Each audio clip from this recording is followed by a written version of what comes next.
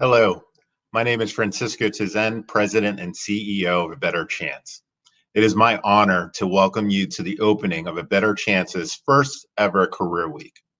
Thank you for joining us for this kickoff of a week-long series of engagements, career panels, skills workshops, job shadowing, and career coaching that will provide an opportunity for you, our community of scholars and alumni, to explore different career pathways.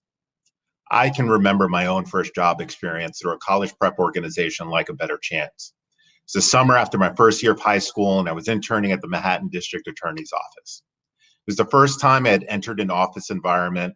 I wasn't quite comfortable in my suit and a scratchy starched collar, and I think I overdid it and tied the tightest tie knot amidst my excitement for this first experience in the world of work. That summer, I learned vital lessons in punctuality, teamwork, and collaboration. I gained coaches and mentors who gave me the benefit of their time and counsel. The experience helped me begin thinking about what skills I wanted to develop and connecting the dots between what I was studying in school and how it applied to future career possibilities.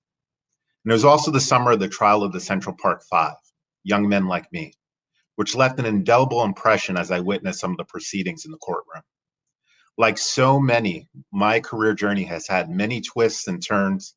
And while I didn't pursue a legal career, an important through line in my career has been a commitment to social justice and championing opportunity for young people, a lifelong pursuit that had its roots in that summer when I had my first career experience. Over the last year, the Better Chance Programs team has begun rethinking scholar and alumni support resources with input from scholars, parents, and alums. Based on feedback, we heard time and again the importance of early career exposure and support that traverses the journey from scholar to alum. The priorities of our community align to a growing call by educators, employers, and policymakers to facilitate students' exposure to career paths and the world of work as early as possible. Increasingly, researchers have found that early career exposure is a vital opportunity to help students make the connection between school and careers and begin learning and utilizing the skill sets you will need in the future. Sometimes skills and competencies that aren't always taught within a traditional classroom setting. So in January, we launched a new scholar and alumni success team that is enabling us to offer enhanced support for all of you as you explore post-secondary educational opportunities and careers. A big thank you to Ben Bingman-Tennant, National Director of Programs, and the Scholar and Alumni Success Team, Andrew Koskinen and Aisha Farley, for the launch of Career Week, among the first offerings in our new augmented career and college programming. We could not implement an effort like Career Week without the help of partners. Many of our partners answered the call, helping us develop this new platform for alum and scholar engagement. And my deepest appreciation to our founding partners, Arnold and Porter, Capital One, Morgan Stanley, Stanley Black & Decker, and Xerox, and our Career Week partners, CVS Health, Liberty Mutual Insurance, and State Street Global Advisors. Given the events of the last year, we know that the world is being reshaped in ways that we do not fully understand yet. And I remember a few years ago, there was a lot of discussion about preparing young people for the jobs that do not exist yet. I would suggest that we are preparing young people for a world that does not exist yet. For example, a year ago this month, none of us thought that we would be engaging in school and work remotely, leveraging a proliferating number of online platforms and tools. Most of us did not imagine what the world would look like today. And so what I'm asking all of you to do is to prepare to be the kinds of leaders that the education, the transferable skills, the networks, and the leadership qualities needed to remake our world, to transform it into a better, more just, equitable, and kinder version of it. And to that end, regardless of your career path, there will likely be a number of opportunities for you to be of service to others. So when those opportunities present themselves, I hope you remember the words of Michelle Obama. Quote, "When you've worked hard and done well and walked through that doorway of opportunity, you do not slam it shut behind you. You reach back and you give other folks the same chances that helped you succeed."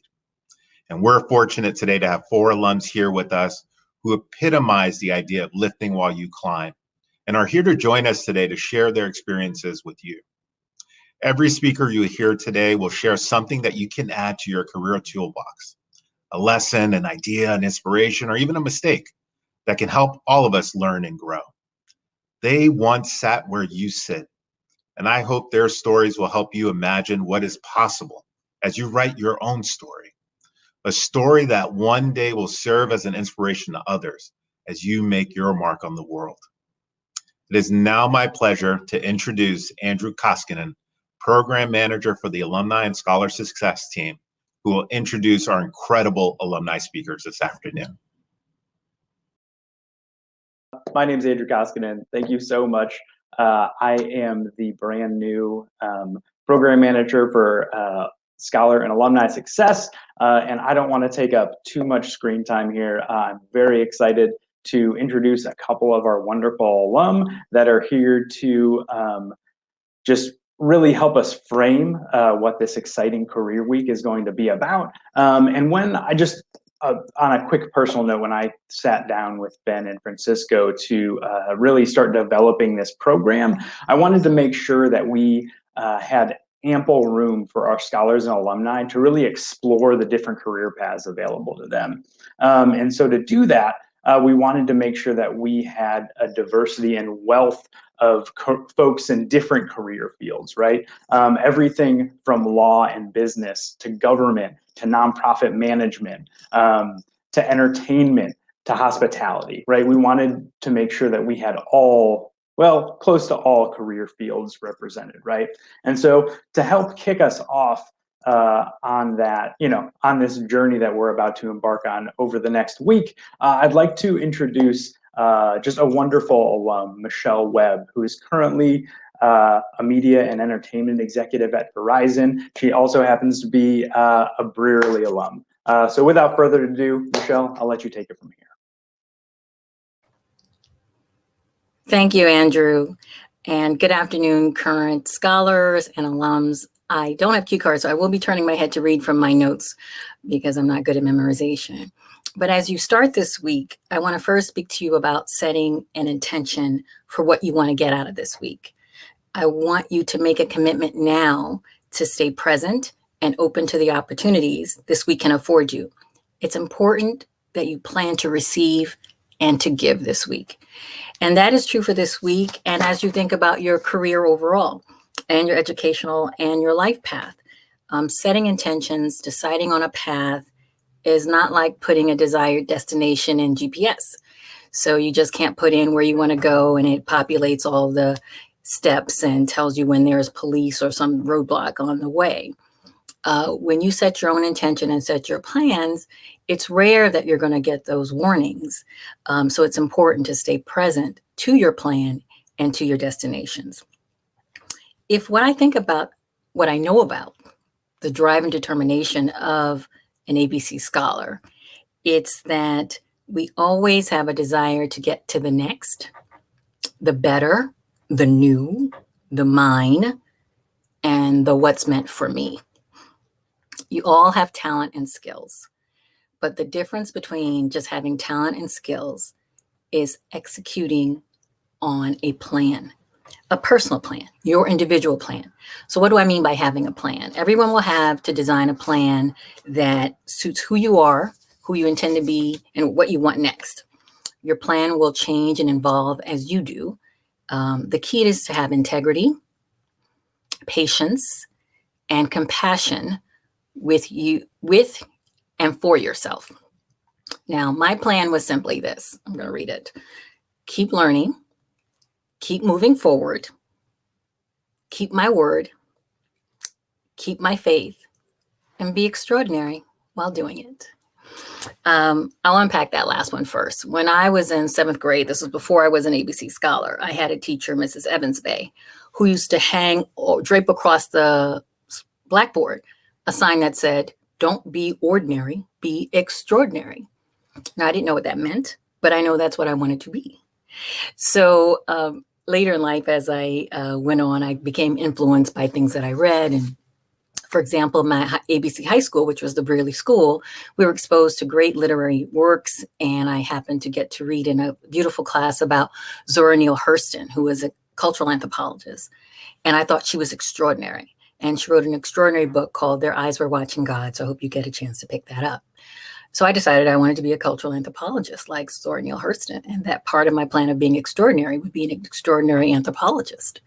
So in college at Harvard, in Radcliffe at the time, I studied cultural anthropology, much to the chagrin of my parents, who wanted me to be a lawyer or a doctor. And since I was the first child in my family, even extending family, to go to college, the idea that I wouldn't go and focus on medicine and law was, shall I say, rather disappointing to them. But anyway, while I was there, I had to work several jobs because my parents could not afford Harvard, and that was before Harvard was free.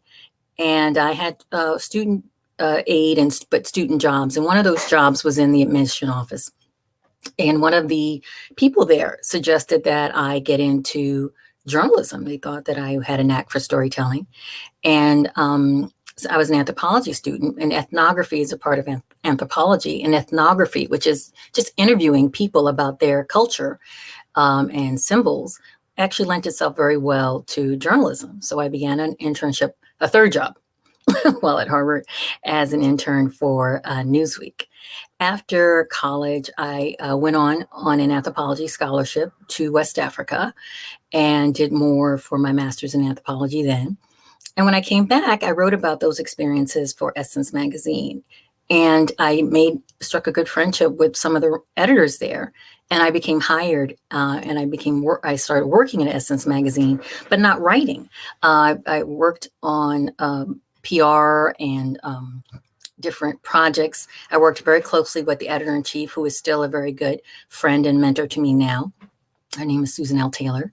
And that's something else I wanted to, hopefully you've seen thematically throughout what I'm talking about, is having talent and skills, a plan, and connections is important. So after Essence, another mentor from Braley, my ABC school, hired me to work at CBS News on her national desk. And from there, I went on to work for 60 Minutes and had a very extraordinary career as a national news producer. But, you know, being an ABC scholar, I wanted what was next and what was bigger and what was brighter and what was mine. And I wanted a bigger title and better pay. So I got recruited by ABC to move over to the ABC show called 2020, where I worked with the likes of Diane Sawyer and some of the people you may be too young to know right now, so I'm not going to name drop. But anyway, after being in the news for about 10 years, I started to get disillusioned with national news, about the sensationalism of national news. And actually, the coverage of Black and brown people was disturbing. And this is something that I didn't do. I didn't follow my plan. I didn't focus on being extraordinary. I just focused on getting out. And so I quit. Again, much to the chagrin of my parents. And so I quit without having a job. I wasn't married. Had no other sources of income. But I knew that what I was doing lacked integrity. And part of my plan and promise to myself is to always act with integrity. So what I decided to do was be of service, because you can do good without having to get a paycheck, unless you need a paycheck. But I had been very good about saving. So I'm not going to say that I wasn't able. I had always been a good saver because I'm an ABC scholar. We plan ahead. So I was working with the Bring Back New Orleans Commission as a volunteer, doing video products for them while they were recovering from Hurricane Katrina. And I was out buying food for a bunch of Hurricane Katrina victims, and ran into an alum from Harvard who was shopping in a grocery store. And he asked me what I was doing. I could have been prideful and been like, oh, yeah, I'm fabulous. Everything's great.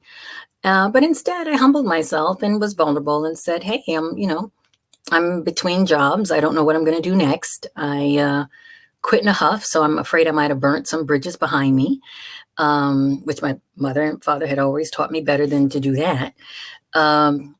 But that, I always had a vision of, doing news and doing it correctly and having integrity with it. And I just couldn't do that anymore. And this is divine order because he happened to be staffing up at Verizon and needed someone to lead their news division. They were going to start local news channels to compete with like New York 1 and News 12 and Bay News 9. And he asked me, did I feel like I could create and launch a news channel? Now, I've never done that before, but I'm an ABC scholar. And I think I can do anything with determination. So I said yes. And I've spent the last 14 years launching and creating local 24-hour news channels for Verizon Fios. And we ran the program. I've won over 14 local Emmys. We've launched amazing shows, amazing talent. And it allowed me to have integrity in my job and create the news, the kind of news that I wanted to create and be in charge of. Verizon stopped the local news channels as of end of 2020. And so I decided that I no longer wanted to continue because I didn't go to Verizon to sell cable bundles. I went to do news.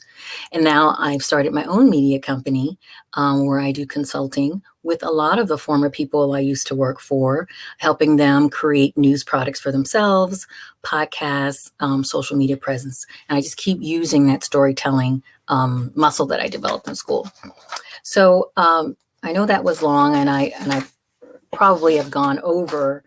But most important to me, I have had and still having an extraordinary journey, and I'm executing on my personal plan. So now I'm going to read a little bit from my notes, and I'm sure I've gone over time. But I want to leave you with this, and perhaps you can incorporate it into your own personal journey plans. 1, keep learning. Never stop learning. Learn without ceasing. See every experience, good or bad, as a lesson. 2, keep moving forward and believing. You may face trials, triumphs, and challenges. Your plan may need modification or adjustments, but it must always be your plan. Keep your word. This is so important. Keep your word to yourself and to your plan. Set goals and deadlines for yourself. If you say you're going to do something, do it. And if you cannot, have integrity about it. Communicate why you cannot and make a plan to make it better. And resist procrastination and letting yourself off the hook. And humility always works. And last, keep faith. Your plan will require not only faith in yourself and your spiritual beliefs, but also faith in and help from others. You cannot execute a winning plan on your own, nor should you try. So don't be afraid to be vulnerable. Ask for and expect help, and be willing to give and be of service to others in return. I wish you an amazing career week. Thank you for letting me spend a little time with you and for being present and in the moment.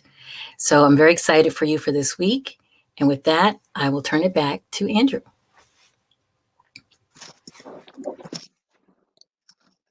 Thanks, Michelle. It's always good to meet a fellow anthropology major that did not end up actually working in anthropology. So next, I'd like to turn it over to another wonderful ABC alum named Dr. Kelly Johnson-Arbor, currently working at the Georgetown University Hospital. And she is here to tell us a little bit about her own career exploration and the importance of being able to make that journey.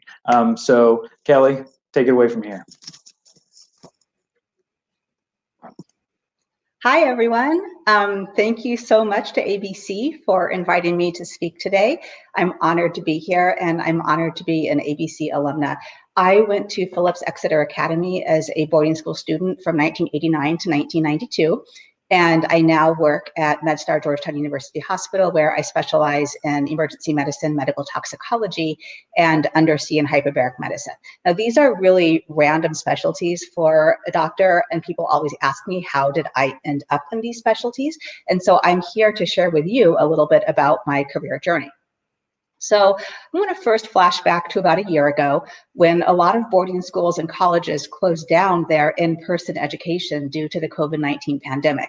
And when I first heard about this, I cried because for me, my high school dorm in Exeter was my safe place. I was homeless for part of my time at Exeter, but my home mailing address was this cheap motel called the Hopkins House. It was located in Minnesota, and that's where my mother lived after she lost a series of jobs. When I was living in the dorm at Exeter, I never had to worry about where my next meal would come from because Exeter had a dining hall and we had 3 meals a day. I never had to worry about where I would be sleeping the following week. And I remember that I really did not like to leave Exeter for school breaks. I had to go back to the Hopkins House for these breaks. And I remember that I would lay in bed at night in the motel and I would think to myself, someday in the future, when I have the means, I will never live like this again. I will do whatever it takes to never live like this again. I interviewed at Harvard before my senior year in high school, and I remember that I was really scared during the interview, and I told the faculty member who interviewed me a lot of things about my background that I had never divulged to anybody at Exeter. I talked about living in the Hopkins House. I talked about how I had never met my father. And after all of that, I ended up getting accepted into Harvard. And to this day, I think that one of the reasons I got into Harvard was because I was honest with the interviewer about who I was and where I came from. I had a story to tell, and I wanted people to hear it. When I was in college, I decided that I would go to medical school. And a lot of people, including my pre-med advisor and some of my teachers at Harvard, told me that I was not smart enough. I chose not to listen to them, and I did apply to medical school, and I actually ended up getting into multiple medical schools. So when I was in medical school, I then decided that I wanted to specialize in emergency medicine. So the way that medicine works is that you start out attending medical school for 4 years, and then you go on to complete a residency program in your chosen specialty. And for me, that would be emergency medicine. The residency program lasts anywhere from 3 to 7 years. And then after that, some people go on to complete additional training, and that's called a fellowship. And again, while I was in medical school, I was told by some professors that I was not smart enough to get into emergency medicine because it was a competitive specialty. There were a couple of people who believed in me. There was one professor, and one day I was teaching some younger medical students some parts of the physical examination, and this professor pulled me aside and told me that I was doing a good job. And that was kind of surprising to me because people generally didn't say that to me. Another professor told me, anything that you do will be good enough as long as you try. And I think he really must have realized how scared I was of failure, and somehow he knew by the way that I acted in front of him that I was scared about things like failing and going back to the Hopkins House. I've never forgotten what these professors said to me, and I did end up matching into my first choice emergency medicine residency. So now I was in residency. During my residency, I spent time with the chairwoman of my department. And one day when I was working with her, she gave me some advice. And that advice was to find a subspecialty so that I could be an expert in something other than emergency medicine. There's a lot of ER doctors out there, she told me, but very few are subspecialized. She happened to be an expert in mushroom poisoning, and I thought that was cool. So for many reasons, I decided that I wanted to follow in her footsteps and subspecialize in medical toxicology. I wanted to be a doctor who specialized in the treatment of poison patients. So at the time, the director of the local poison center, again, told me that he did not think that I could match into a medical toxicology fellowship. You know, I've heard stuff like that before, so I didn't listen to him, and I did match into a toxicology fellowship. And during my fellowship, I learned about this thing called hyperbaric medicine, which is something that I had never heard about before. My hospital that I was working at had just put in a new hyperbaric chamber, and they were looking for doctors to staff it, and I said yes. And I actually liked hyperbarics, and I spent a lot of time studying that specialty because it was something that I really had essentially no familiarity with prior to the start of my fellowship. And after time, all that studying paid off. After a few years, I ended up being the only physician in the hospital who was able to get board certified in hyperbaric medicine. And I ended up becoming the medical director of the hospital's hyperbaric center. So now 15 years later, I work at a completely different hospital in a completely different state, and I am still the only physician in my hospital and my hospital system who is board certified in hyperbaric medicine. So I'm now the medical director of both a poison center and a hyperbaric medicine center.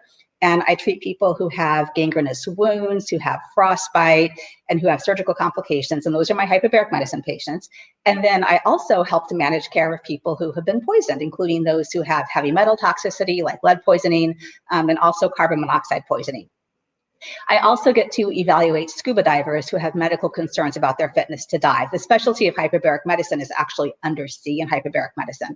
And I get to actually evaluate a diver tomorrow, so that's pretty cool. So my job is challenging because you do something different every day, but it's a lot of fun. So now that I'm more settled in my career, I still think back to my time in the Hopkins house and all the people along the way who told me that I could not do something. I think about how I told my story to my Harvard interviewer and how that really likely changed my life. So the advice that I would like to pass along to you today is this: always remember who you are and where you came from. Own it, be proud of it, and let your story be heard, because it is worth telling.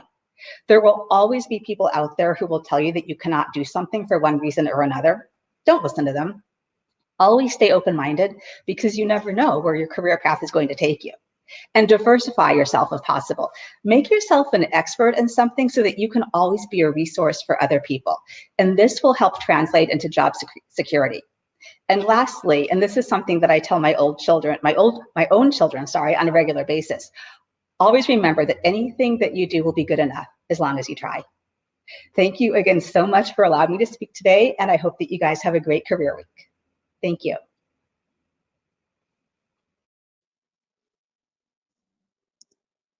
Thank you so much, Kelly. I really appreciate you sharing that story with us about your past and your future and where you're going. It's super, super exciting to hear about. I don't know, that drive and ambition, and making sure that you own your background. That's a super, super exciting thing, I think, for all of us to hear. Next up, I'd like to introduce Doug Chavez. He's a Milton Academy alum and has a long history in public affairs, and wants to talk a little bit about just careers and challenges that come up in them, and making sure that taking those kind of head on is an important moment for growth. And so, Doug, I'll let you take it from here. Great. Thank you, Andrew. And thank you, A Better Chance, for inviting me to be part of this career week. Thank you, Francisco, and the rest of A Better Chance staff. Better Chance has always been a special organization for me, and I've always admired other fellow Better Chance alumni, especially today, hearing these stories from Michelle and Kelly. But I want to congratulate all the current A Better Chance students who are taking times out of their Sunday and out of their week, their spring breaks, to participate in this career week. Before I get into my background, I'll try to be as brief as possible, but I want to strongly suggest and recommend that all of you participate as much as possible in these kinds of programs, in these career weeks. I know it's a little different now during the pandemic. Hopefully we will be going back to normal soon. But these career weeks are important, and these workshops, these programs that A Better Chance and other programs that you might participate during your high school and college careers. Be active, challenge yourself to participate in all these organizations, all these activities. You never know where you're going to end up or what kind of career. If you're passionate about a current career, that you want to absolutely follow that passion. If you don't know what you want to do or what career you want to pursue, that's okay as well. You have things change, things happen. I think when I was at Milton Academy, as like any young man, I was interested in probably broadcast career and sports broadcasting. Unfortunately, a lot of these internships at ESPN or some of these other organizations, they had internships, but they were non-paid at the time. Not sure if that's still the case today, but I needed a paid internship. And thankfully, A Better Chance and programs like Inroads and LEAD, I participated in, and I challenged myself to be part of these organizations, helped me out. And I was open-minded and was open to trying new things. So this week, maybe you might not be interested in business or STEM, but try it out, give it out. Give it a chance. You never know what open path or a door might open up. And the other thing I want to really emphasize is challenge yourself to meeting people. Even if you're an extrovert or an introvert, you want to make sure that you meet people and create a strong network that might help you in the future. And I'll get a little bit into that, how my network has helped me. And I'm thankful for my peers, my peer mentors, my mentors who have helped me along the way and are still helping me to this day. I'm still learning new things. I'm still learning from my peers and from my mentors. So make sure that you're open to meeting folks. Challenge yourself to meet new people. You never know that this fellow ABC student one day might be someone that can help you get a job. He or she might be a president of a company or organization, and they can help you in your career. Likewise, you might be able to help a fellow ABC alumni or student. So definitely be open to meeting folks. I, as Andrew mentioned, went to Milton Academy, class of 1993. I had no idea what I was getting myself into. I'm originally from the South Bronx, New York, and attending a school like Milton Academy obviously was something new and different. So I really leaned on my mentors, my advisors. Luckily, I had a strong host family at the time, a strong group of friends that to this day are some of my best friends, some of my closest friends, some were a better chance students, some weren't. After I graduated at Milton Academy, I attended UPenn, and because I was interested in communications and journalism, I majored in communications at UPenn at the Annenberg School of Communications, while minoring in Latino studies and African American studies. And I tried different internships. I never thought that I had an interest in retail. I had no idea about retail, but through a better chance, I was able to land an internship at Macy's. And then after I graduated at UPenn, I was able to get a job, an offer from Macy's in their buying office. Again, not what I had planned for, but it was something that I was interested in, caught my interest. And so for 5.5 years, I was a buyer and a financial planner at Macy's. Now, while I was an intern at Macy's, I was part of a program called BRAG, Black Retail Action Group. And I became friends with several of the students there. One of them, he eventually became a buyer and planner at Bloomingdale's. But he left Bloomingdale's and then helped start a company called Sean John. Some of you may be too young or not as familiar. Sean John is still around. But in the early 2000s, Sean John was a very popular clothing line that was started by P. Diddy.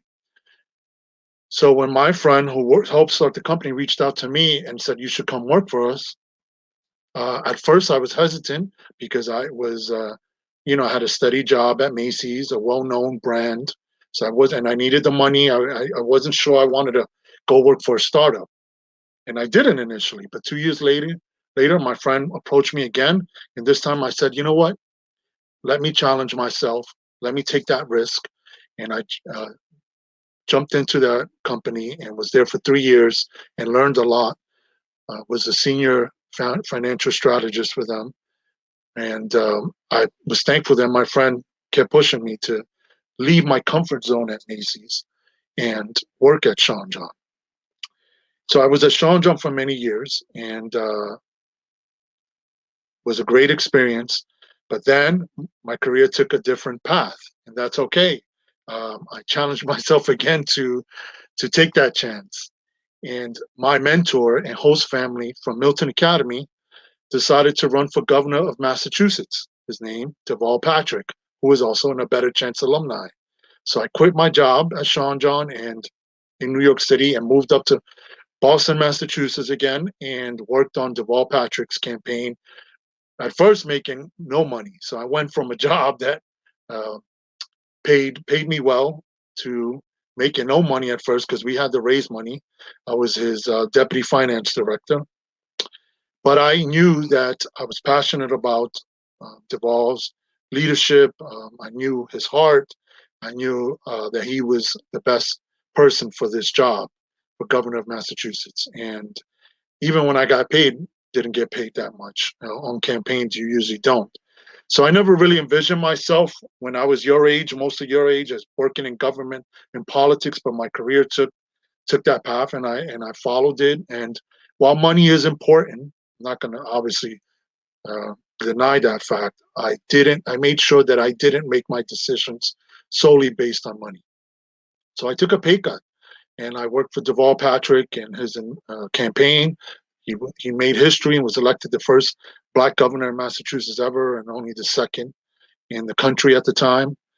And I worked in his administration, focusing on various roles, but focusing on minority and women business development. And it was great working there as well. And I got to open doors, met then candidate or Senator Barack Obama, worked on his campaign for president in 2008, and met a lot of different folks and opened up doors for down the road. After I left the Patrick administration in 2015, I started working on other campaigns and was working on local campaigns in Massachusetts, helped out with Congressman Ayanna Presley's campaign, and then worked here in Boston on helping elect the first Latina ever Boston City Councilor, Julia Mejia. So I was working and advising a lot of campaigns, but then I was approached by a couple of people and a friend, a peer mentor of mine, and she said, "You should join these folks. You guys are doing great work. Join forces." And we started a public affairs firm by the name of Barrales Public Affairs, which is very young. Still, the idea just started about a year ago. And one of our first clients was Senator Ed Markey, who was running for re-election and signed us to help him get reelected against a very powerful challenger in Joe Kennedy. Joe Kennedy is part of the famous Kennedy clan, and they were 26-0 and running for office in Massachusetts, going back to his grandfather and great uncle. So it was a challenge, and but we won, and I was happy to be part of that. And Senator Ed Markey is one of our senators again in Massachusetts, and he's done some great work in the Senate. And I'm proud to say that I've been part of that. Very historic campaigns, from Deval Patrick to Ayanna Presley to Julia Mejia to Ed Markey. And now I'm excited about new opportunities. There are different races going on, Boston mayor's race, gubernatorial race in Massachusetts. So I'm excited and eager to see what lies ahead. But I'm proud to, I know I don't want to go above my time. I'm proud to have challenged myself into starting this new firm. And so far, so good. So keeping fingers crossed. I, again, didn't imagine myself when I was part of A Better Chance and at Milton Academy to be where I'm at now. I thought I was going to be talking about the Giants, Yankees, and Knicks on ESPN one day, but that's okay. I'm happy where I'm at now, and we'll see what I'm not as young as most of you watching, obviously, but I'm still I can still change and take another career path. I'm passionate about immigration. I'm passionate about social justice issues. I'm passionate about young education, and that's why I'm glad to be part of A Better Chance and still be part of the network there. And I'm excited to meet other A Better Chance alumni. And some of you one day may help me in my career. So please make sure you have an open mind. Challenge yourself.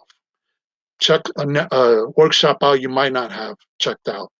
Try an internship you might not. Maybe you've never thought of law or in the medicine field, but talk to someone. Talk to alumni. Use the A Better Chance alumni network. I'm excited to have Francisco and his team on. I think they're going to do great work.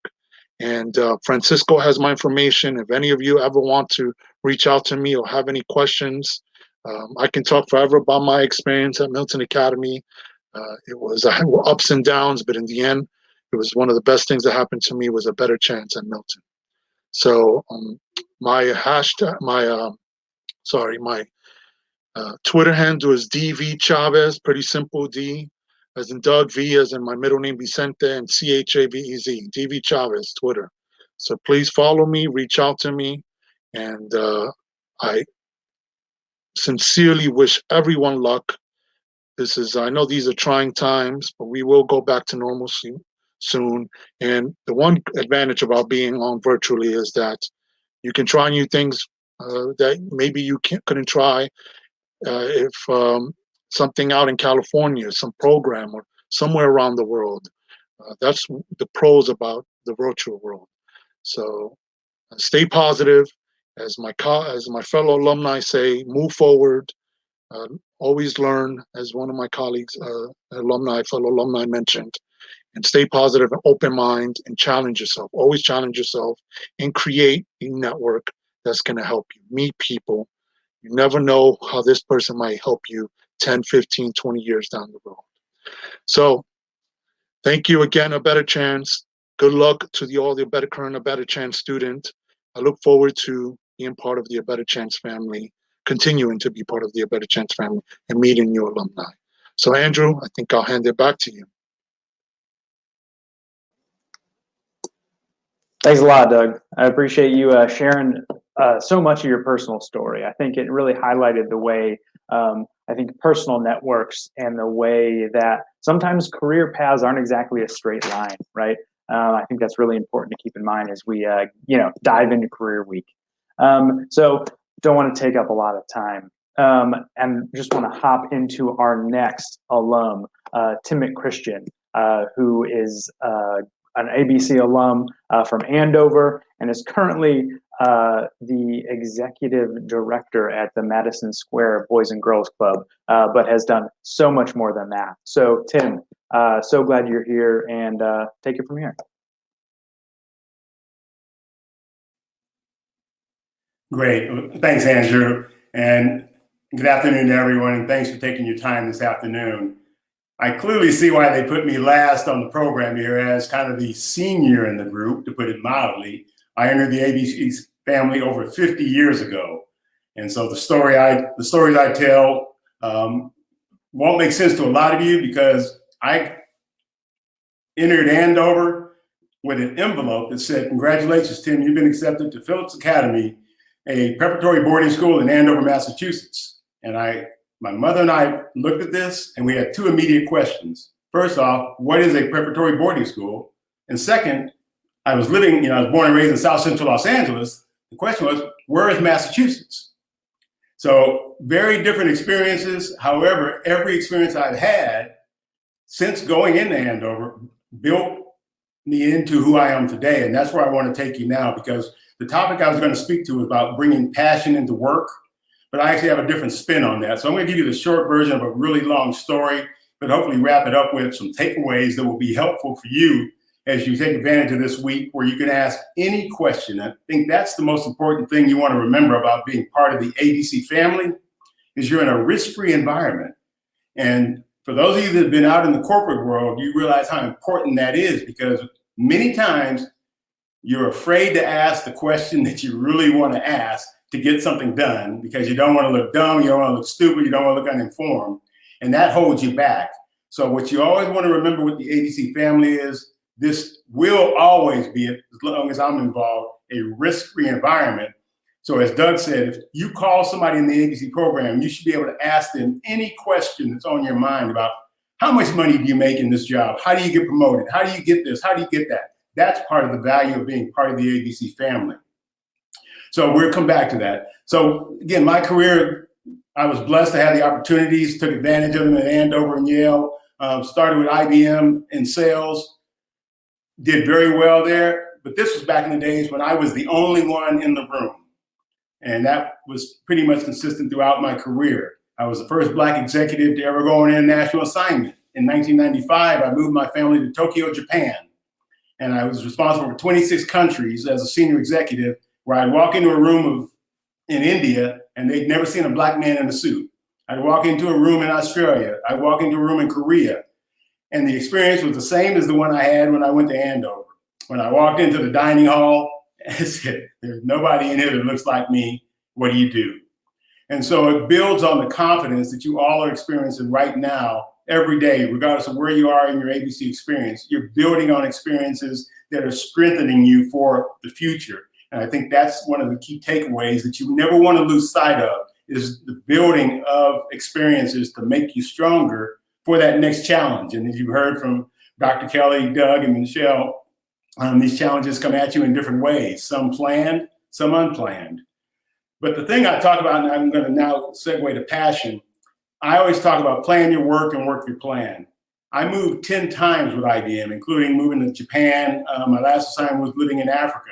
But everywhere I moved, what I found was I was drawn to volunteering with nonprofit organizations in the areas that I was living, whether it was working with the United Way in Raleigh, North Carolina, starting the Black MBA chapter in LA, working for the Thurgood Marshall College Fund on their board.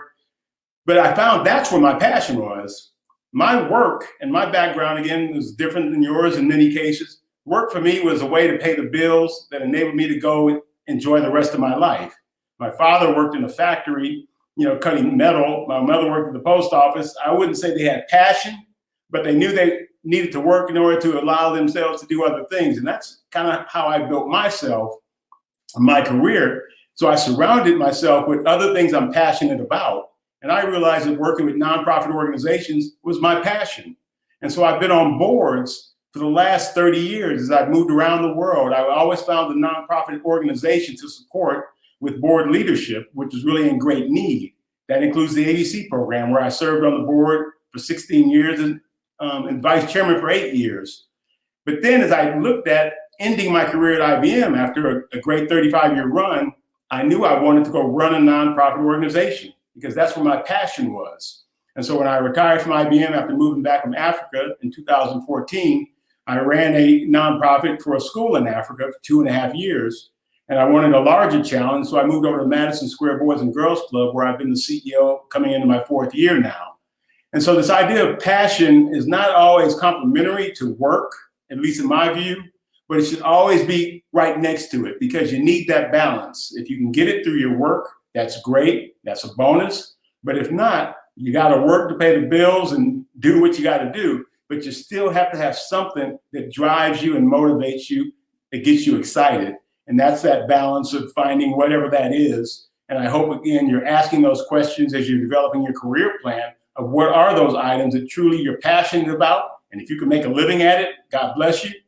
But if not, you still want to be able to stay excited about the opportunities because you have been given a blessing by your participation in the ABC program. And I'm just honored to be part of the family. And I look forward to meeting many of you, whether it's over Zoom or in person, whenever we get back there. Thank you very much. Hi, everybody. Thank you so much I'd like to thank all of our alum. Tim, thank you so much. I really appreciate how you really framed how your passion and your career can almost be different, but then at the end, they kind of converge into this one thing and you end up doing what you're actually passionate about, right? After having this amazing career where you live so many places. I think that's a really exciting thing to highlight. I guess just for the next couple minutes, I'd really like to just highlight a couple of the things that we have coming up this week for Career Week. Like I said, we have programming until next Saturday, which is really, really exciting. And I can't thank our corporate partners and our volunteers enough that really made this happen. I think at last count, we have almost 30 different workshops over the course of the week. And careers ranging from logistics to pharmacy and everything in between, right? And so I'm just really thankful and excited about all of these things that our scholar and alumni get to participate in. So, I mean, like I said, y'all have the calendar, y'all know what's coming up, but directly after this is a resume writing workshop. So everybody, I think this is something that all A Better Chance scholars can really benefit from just because everybody needs a resume, right? No matter what kind of work you're getting into, it's something you're going to need. And to write a good one takes a lot of skill, right? It's something that you can learn how to do really well, and definitely want to encourage everybody to get there. Moving forward, I mean, we have a lot of career in sessions coming up, from law to manufacturing to sourcing and procurement. We have a lot of things in finance, even going far as event planning, right? A lot of things that, I'm a grown man and I didn't know about some of these careers. And so just want to highlight something that Doug said. If you see something on here that you're not super familiar with, maybe log on, right? You'll learn something new. Maybe you'll find the career that's exactly right for you. And that would be a really, really exciting thing. We also have a couple virtual job shadows, right? Like Tim said, right? This is real different doing this virtually, but I think it also really allows all of our students nationwide to participate in something that this is really, really exciting. We also have just a bunch of different kind of how-tos, right? I think a lot of our alumni that have spoken so far really highlighted that, right there. Sometimes it comes down to the social skills in your networks that really kind of guide you on your career path.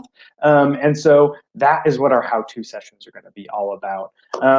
And so I know we're running really close to time, and I know Francisco wants to say something before we leave. So I just want to encourage everybody to go to as many sessions as they can. Our volunteers and our corporate partners and your ABC support staff have worked incredibly hard to make all this happen. And so just want to make sure that you all get as much out of Career Week as you possibly can. And all you have to do is sign on to Zoom, right?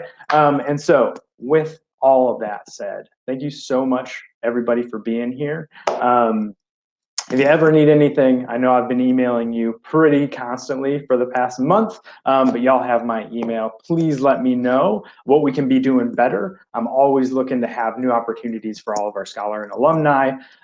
With that said, Francisco, take us out. Thank you, Andrew. I can't think of a better start to our first ever Career Week. I was taking some notes. I was listening to our alum speakers. From Michelle, we heard set your intention and design your plan. From Kelly, we heard own your story and believe in yourself. From Doug, have an open mind, be willing to explore different pathways and develop your networks. And from Tim, we heard ask questions, find ways to tap into your passions, and leverage the A Better Chance family. My thanks and appreciation to Michelle, Kelly, Doug, and Tim for joining us today and sharing their wisdom. Today is only the start. I hope that you tune in for the remainder of Career Week. As Andrew shared, we have over 30 offerings ranging from STEM to law, from finance to design and fashion, and so much more. I also look forward to welcoming you to future programming as we continue to build out our Scholar and Alumni services. Have a wonderful rest of the day. Thank you for joining us, and I hope you're planning on attending that resume workshop. Take care, everyone.